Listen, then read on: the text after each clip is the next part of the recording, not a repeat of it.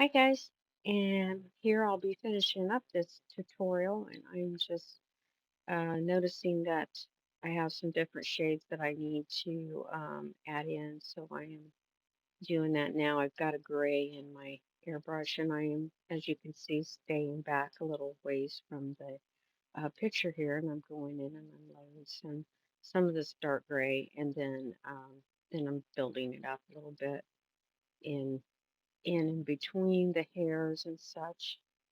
And this nose here is quite dark, but it's not completely black.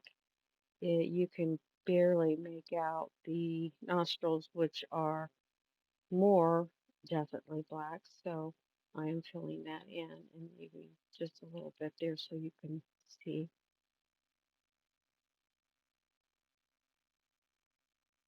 Beautiful day in Wabash, Indiana. Sun is shining, getting ready for spring. I heard a bird singing this morning, actually. So, I didn't know if I told you guys or not. This is pretext illustration paint. When I do the portraits and things like that, I use the illustration. It's just thinner, easier to work with. Um, I use pretext on automotive stuff, but I suppose you could use this if you had intercoat clear on it and protected it.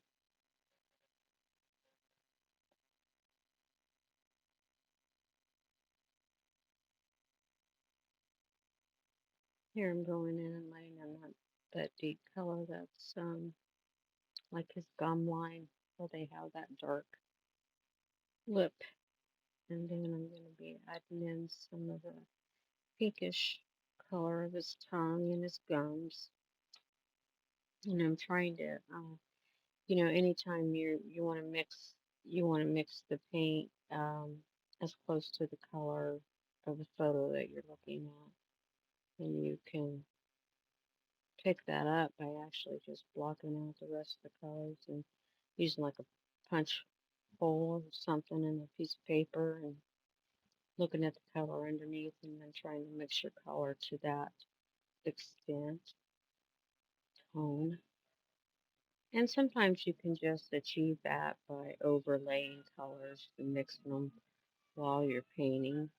Sorry for the ambulance going by if you heard that. It was quite loud, but I don't know if you guys heard it or not.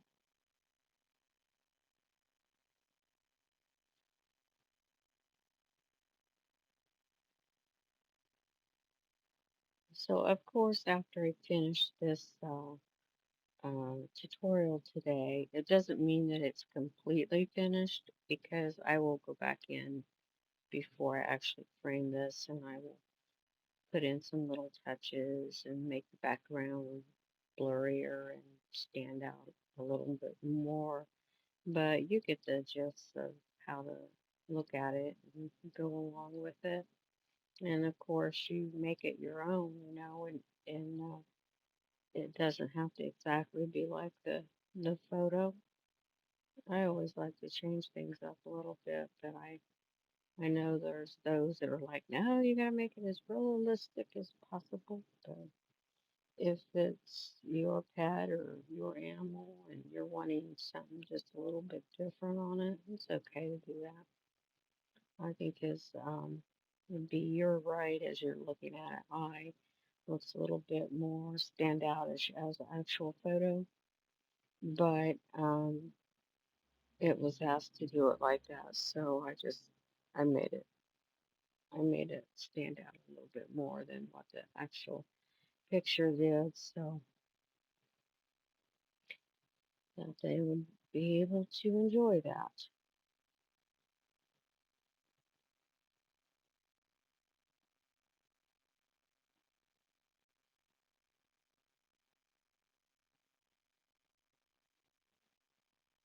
I do gotta say, I had a pretty good time painting this. I thought it would be a really big challenge, but didn't quite wasn't quite the challenge I thought it would be.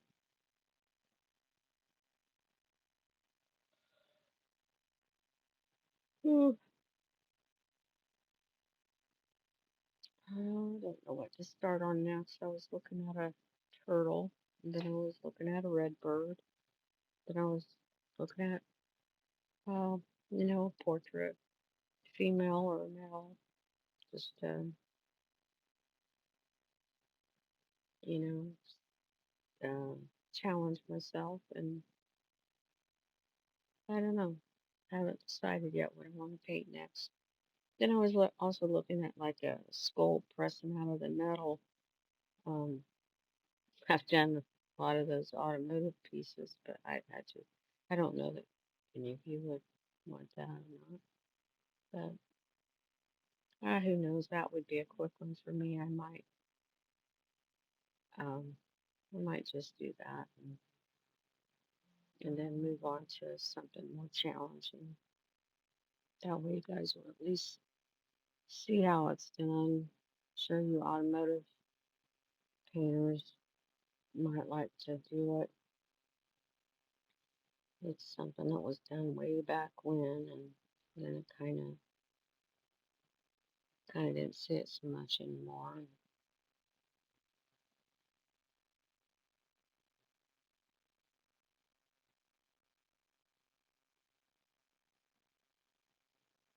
And then everybody went on to the next new trend that was out there. I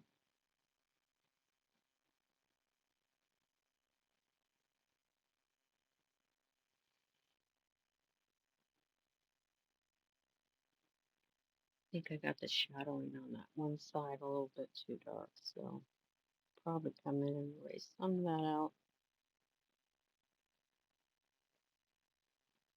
And I have my dowel here. This is just a wooden um, pencil like, but it's not got lead in it at all. It's just wood. It's a wooden, actually sharpened little brush. The end of it. We call them wooden dowels, but I hardly ever buy a wooden dowel. I just sharpen the end of an old paintbrush.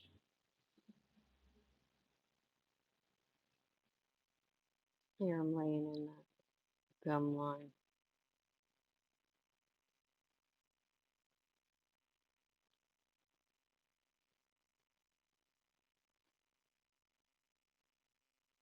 Still deciding on whether or not I like the synthetic paper. I don't know. It's not a bright white paper, so I kind of don't like that. But because when I work on something, I want it to be bright white. But which I suppose you could always add, an opaque white on it, top of it. So, but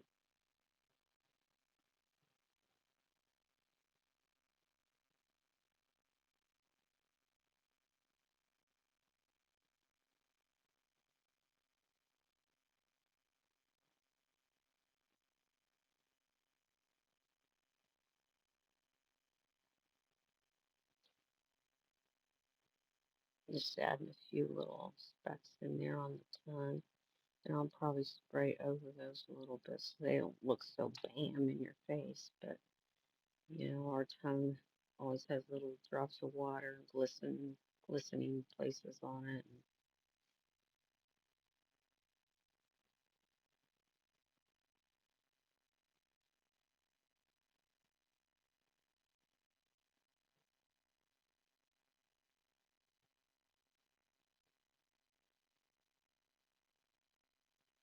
And I think I'm working on the background up in there. Sorry I cut you guys off. And I actually think my camera that I have on this picture just kind of got a glare on it, so you're not getting the correct color.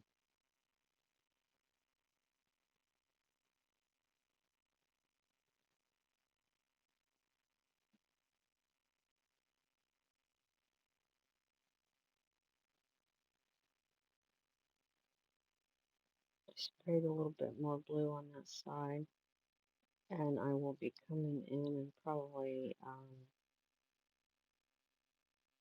toning that down a little bit because I had realized my shape. was a little bit off there, and I was trying to fix it as I go.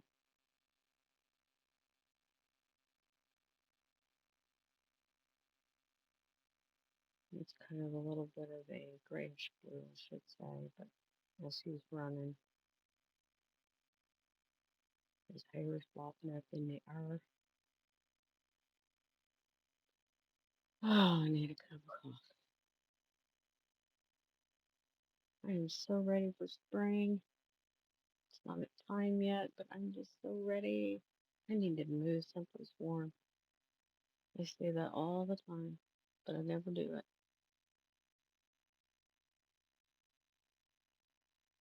Getting in some darker shades here, and that's just laying it on a little darker and spraying a little darker shading in there.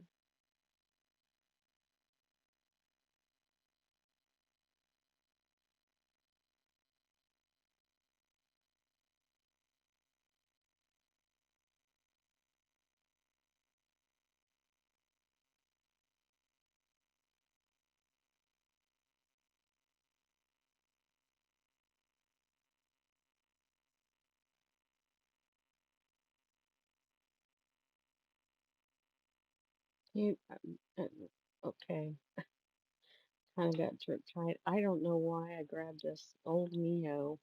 This is a Neo airbrush. I usually only use these for like, if I'm spraying stuff I don't really care about. But when I was using it, I looked down. I'm like, oh, grabbed the Neo, and I'm like, huh, it's not that bad, really. It's an Awada Neo. It's not that it's a bad brush. It's just not a detail brush. It's just a, you know, 3 millimeter, I think, needle. But if you take care of it, it's still a good brush. And I got the little cup in it. The one thing I liked about the Neos was that they had two different size cups. I like that um, when they give that you know difference that you can get in the airbrush. I think more of the Awatas ought to do that. Thanks for watching, guys. This is completed. And check back again for our next tutorial. Don't know what it'll be. Bye bye.